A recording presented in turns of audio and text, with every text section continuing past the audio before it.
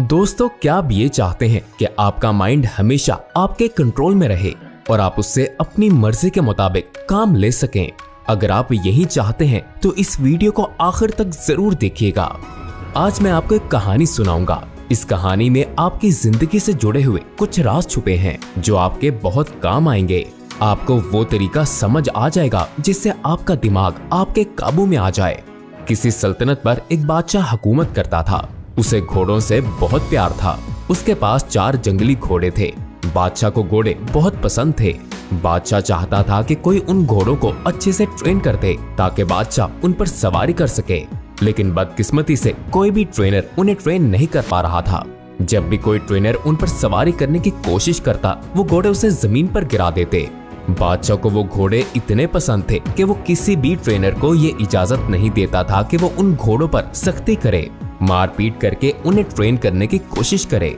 बादशाह ने अपनी सल्तनत में ये मनादी करवा दी कि जो कोई भी घोड़ों को अच्छे से ट्रेन करेगा उसे 1 लाख सोने के सिक्के इनाम में दिए जाएंगे। इस इनाम के लालच में कई लोग आए, लेकिन घोड़े से गिरकर अपनी टांगे, अपनी हड्डियां तोड़वा बैठे। फिर एक दिन एक नौजवान ट्रेनर बादशाह के दरबार में आया और कहा कि मैं आपके घोड़ों को ट्रेन कर सकता हूँ, लेकिन मेरी 2 शर्तें हैं। बादशाह थोड़ा हैरान हुआ। खैर, उसने पूछा कि बताओ क्या शर्तें हैं तुम्हारी? ट्रेनर बोला कि मेरी पहली शर्त तो ये है कि इन घोड़ों को ट्रेन करने के लिए मुझे 1 साल का वक्त दिया जाए, और मेरी दूसरी शर्त ये है कि मुझे काफी बड़ी और खुली जगह दी जाए जिसमें मैं उन घोड़ों के साथ रहूंगा। मैं ही उन घोड़ों की देखभाल करूंगा और उनके खाने पीने का इंतजाम भी मैं ही करूंगा।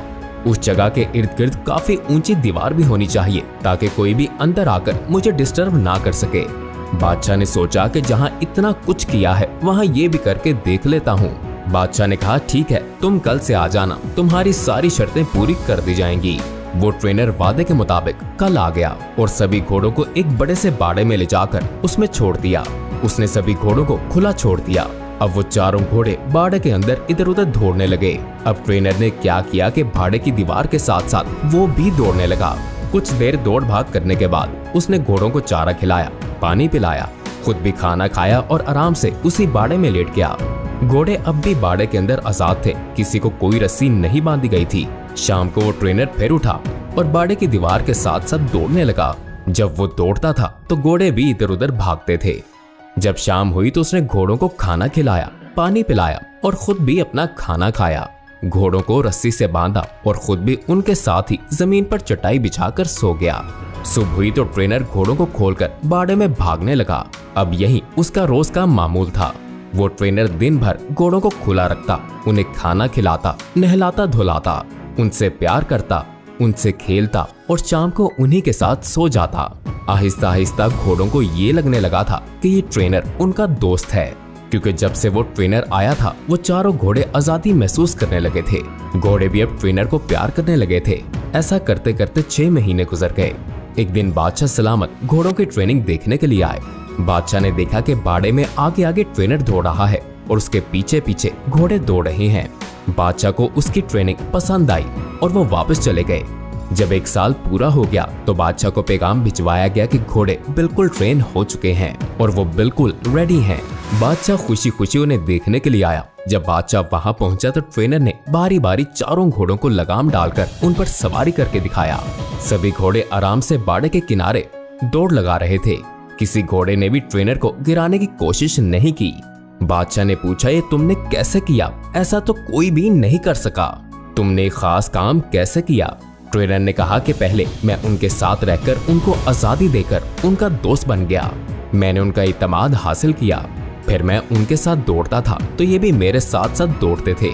फिर आहिस्ता आहिस्ता मैंने उनकी पीठ पर काठी रखने की कोशिश की। शुरू में इसे गिरा देते थे, फिर आहिस्ता आहिस्ता ये सीट को लेकर दौड़ने लगे। फिर मैं उनकी कमर पर बैठता था। जब ये खड़े रहते थे कुछ देर बैठता था और फिर उतर जाता था। जब घोड़े मुझे अपनी पीठ पर बिठाने लगे तो फिर मैं उनकी पीठ पर बैठकर उनको दौड़ाने लगा और अब नतीजा आपके सामने है। बादशाह ये जानकर बहुत खुश हुआ। उसने उसे सोने के सिक्के भी दिए और उसे हमेशा के लिए उन घोड़ों की देखभाल के लिए नौकरी पर भी रख लिया। दोस्तों, अब ये तो एक कहानी थी जो आपको जरूर पसंद आई होगी, लेकिन हमें तो ये देखना है कि हमें इस कहानी से क्या सीख मिलती है, क्या सबक मिलता है, ये कहानी हमें क्या सबक देती है। तो बात कुछ ऐसी है कि हर इंसान के अंदर, इस दुनिया में मौजूद हर इंसान के अंदर भी ऐसे ही 4 घोड़े होते हैं जो उसके कंट्रोल में नहीं होते। परेशानी का घोड़ा, गुस्से का घोड़ा, घमंड का घोड़ा और लालच का घोड़ा। और इस कहानी में जो ट्रेनर है वो है आपका दिमाग, आपकी अकल, आपकी समझदारी। आपको अपनी अकल से उन 4 घोड़ों को ट्रेन करना चाहिए ताकि ये 4 चीजें, 4 घोड़े आपके कंट्रोल में रह सकें। लेकिन इसके लिए आपको उनसे दोस्ती करनी होगी, यानी पहले उनको अच्छी तरह समझना होगा और फिर उन पर लगाम लगानी होगी। और ये सब सब्र से आहिस्ता आहिस्ता ही होगा, जोर जबरदस्ती से और एक ही दिन में ये कंट्रोल नहीं होंगे।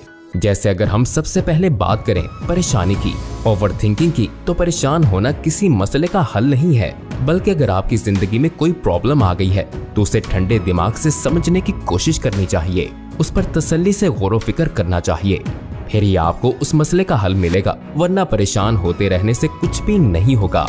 दूसरे नंबर पर है गुस्से का घोड़ा। गुस्सा करने से किसी दूसरे का नुकसान हो या ना हो, पर अपना नुकसान जरूर होता है। कुछ बातों पर, कुछ चीजों पर तो गुस्सा आ ही जाता है। जैसे अगर कोई आपकी इंसल्ट करे या आपके साथ कोई ज्यादती करे तो गुस्से का आना लाजमी है। लेकिन कब, कहां और कितना गुस्सा करना चाहिए, कब करना चाहिए और कब नहीं करना चाहिए, और कब हमें अपने गुस्से पर काबू पाना चाहिए, उसे कंट्रोल करना चाहिए और कैसे कंट्रोल करना चाहिए, यही अपने ट्रेनर यानी अपनी अकल की मदद से उस गुस्से के घोड़े को आहिस्ता आहिस्ता सिखाना चाहिए। तीसरा है घमंड का घोड़ा।